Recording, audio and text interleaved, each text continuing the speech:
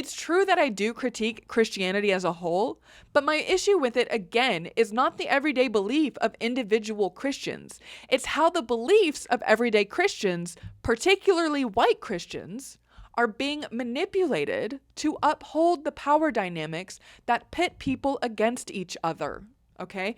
And this kind of brings me into the prosperity gospel because, again, as I was growing up in the evangelical Christian church, we were literally told that if we tithed faithfully, God would bless us financially. And that if someone wasn't doing well in life, it's because they weren't enough of a believer. We were told that giving money to the church was a way to invest in our own personal success. Meanwhile, the pastors were living, yes, in like $1 million homes or whatever, and driving luxury cars, while again telling the poor people to trust God with their finances. It was a pyramid scheme, and it worked because it was framed in a sense of the holy, of the sacred, of the spiritual, okay?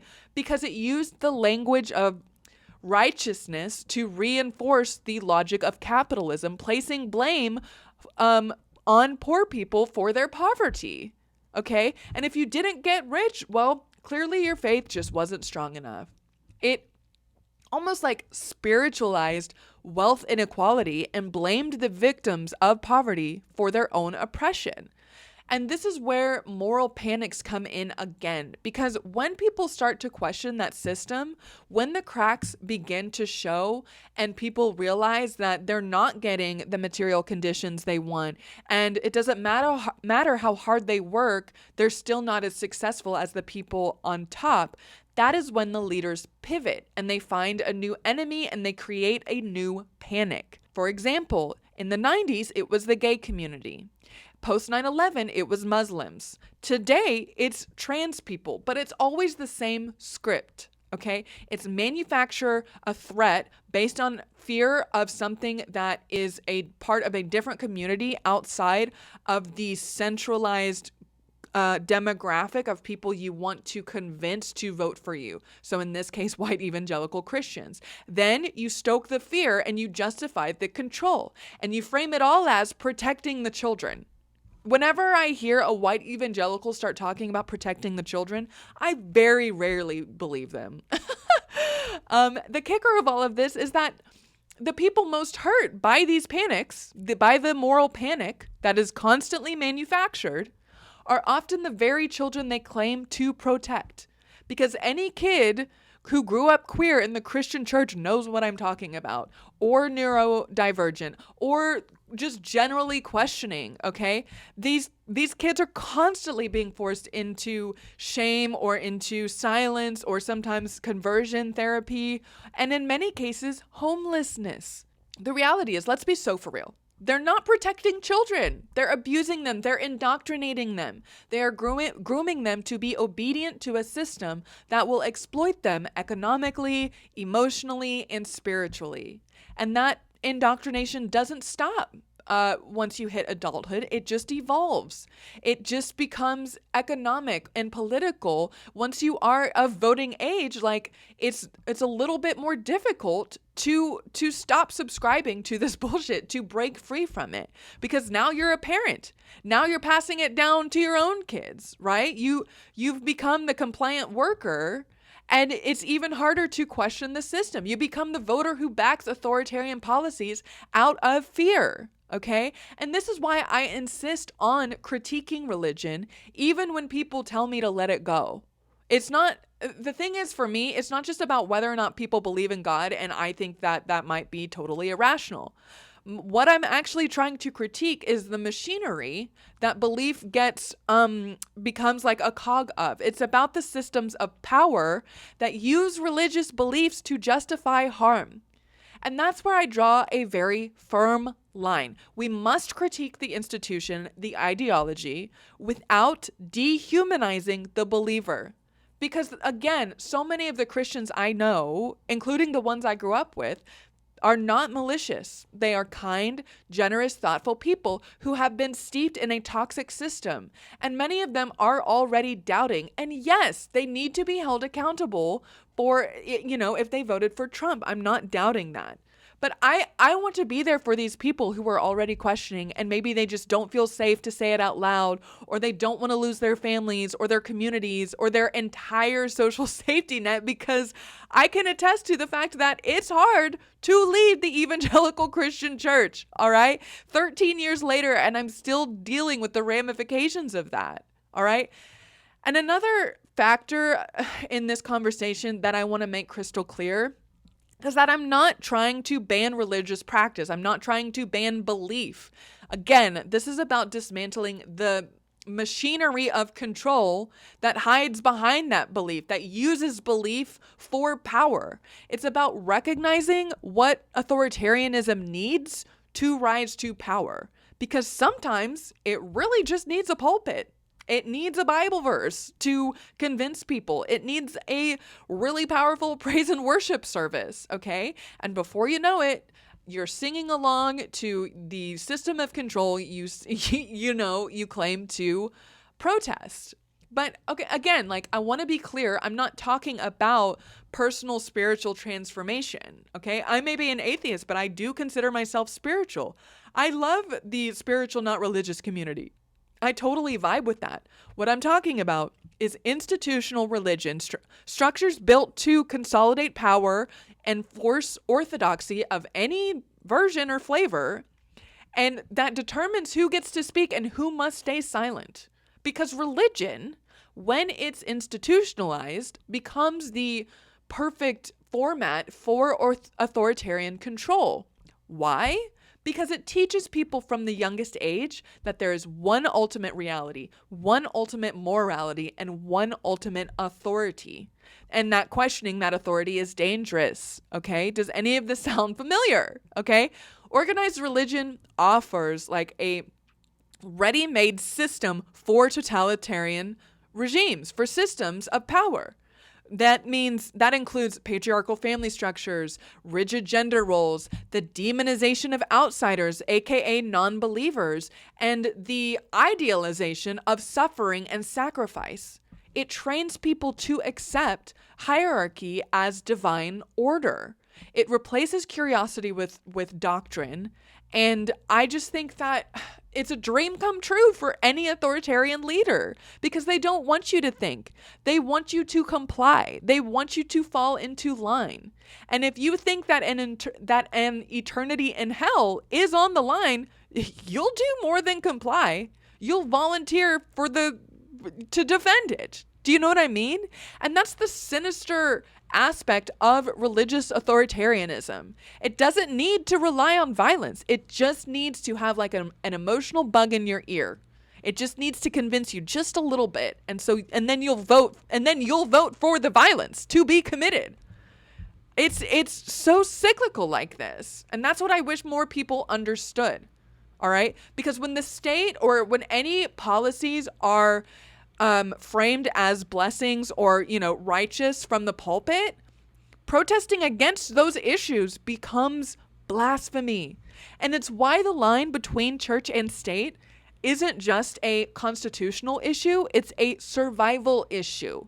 Because once those lines blur, the reason I'm fighting all of this, once the state starts to look like God, there's no space left for questioning it. There's only punishment. That's what it was like growing up indoctrinated in Christian conservatism. Even now, we're seeing politicians use religious language to justify stripping away rights from marginalized communities, trying to ban people who identify as trans, banning books, abortion bans. They're being pushed with the vocabulary, with the rhetoric of moral righteousness, but their true purpose is control. And when you grow up in a system like I was that teaches you to equate righteousness with authority, you'll go along with it no matter what. You'll cheer it on, you'll vote for it, you'll call it freedom while you're slowly just, gilding your own cage. And that's why I talk about this. That's why I won't just leave my upbringing in the past, because authoritarianism isn't some far off threat. Fascism isn't in the future. It's here. And it's wearing its Sunday best. And unless we recognize how deeply it feeds on religious structure, on the cultural ideologies that people adhere to, we won't be able to fight it. not effectively, and not fully, and definitely not in time since it's already here. Again, deconstruction to me, it's not just about changing your beliefs. I'm not trying to change anyone's beliefs. I'm trying to dismantle the hierarchy. This is about challenging the systems, again, that tell you who you're allowed to be and how you're allowed to live. It's not about infringing on religious freedom. It's about reclaiming agency and voice and curiosity and the multiplicity of the human experience instead of pretending like our vastness as humans with conscious perceptions of this reality can fit into any box that a religious leader would like you to think it belongs in. Okay? That the guilt, the shame, the fear, all of those are tools of control every single fucking time. Every single fucking time. And this is not just for ex-Christians. There are all kinds of people who have been told to stay small, to stay silent, to submit. All right. Deconstruction is talking about any hierarchy, such as white supremacy, patriarchy, capitalism, organized religion. Okay. Deconstruction is for the queer kid who was told they were an abomination. It's for the poor kid who was told their poverty was a lack of faith. Deconstruction is for the woman who was told her body was a temptation. Ugh. And it's for the kid who was shamed for being curious. It's for all of us who were told to sit down, shut up, and obey. When I say I'm an atheist, some people consider that to be a very nihilistic perspective. Some people hear bitterness. Some people immediately equate that with being an angry atheist. And I get it. I'm not a generally chill person. But also, for me, atheism isn't about the absence of meaning or wonder. It's a way to reclaim it in a way that's not anti-spirituality, okay? I'm just interested in spirituality that doesn't demand my obedience or demand putting me in a specific box. I'm not against faith. I want to make that very clear. I'm against faith that's weaponized to control people. I'm against faith being used to control people. If anything, I would say that leaving organized religion gives so many people more reverence for life, for more, mindfulness in the moment, for the mystery of the universe and all of its complexity. I don't need to believe in an afterlife to love this planet. I don't need a God to practice compassion or kindness. Okay? And if your spirituality requires a threat of an afterlife spent in hell to make you a moral person, then maybe it's not morality at all. It's just fear. And I don't want to live my life in fear anymore. I don't want other people to live their life in fear anymore. I want us to enjoy the beauty and the wonder and the awe of this reality. I want curiosity. I want meaning that I don't have to inherit, okay? A lot of people think the goal of conversations like this is to convert others or, deconvert others. But again, I'm not here to make you think exactly like me. I'm not here to build a new doctrine or replace one belief system with another. I get accused of that all of the time. But I'm telling you, I'm here to liberate people from dogmatic rigidity, from the idea that our worth is tied to how well we conform. Because what we're up against isn't just about, again, faith, all right? I always say that Christian nationalism and religious authoritarianism is not about faith. It is about power, okay? This is the larger pattern of hierarchy where the few dominate the many and they call it order, all right? Deconstruction isn't about being right or perfectly rational. It's about being free. That's what I want people to remember. So if you're listening to this and maybe you still believe in God, but you're tired of the Christian conservative environment, or you're agnostic and you're still trying to figure it out, or even if you are an atheist and angry and still healing from religious trauma, this space that I'm trying to create isn't about everyone being the same. It's about solidarity and about building something better together. So if you're listening to this, if you're watching this, and you're wondering whether it is safe to start questioning, I want you to know that, you know what? I'm here. This community is here. We have some really awesome people joining in these conversations, and you don't have to stay in the environment you're in just because you were born there, all right? There is life on the other side. There is power in questioning and being skeptical. And you are allowed to begin again. And you are allowed to, become a more authentic version of yourself.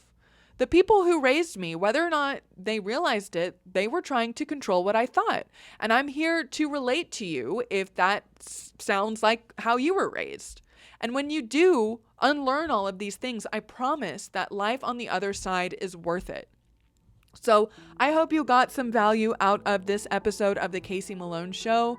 Please don't forget to join the Kayse and Friends Discord server to have further conversations like this one.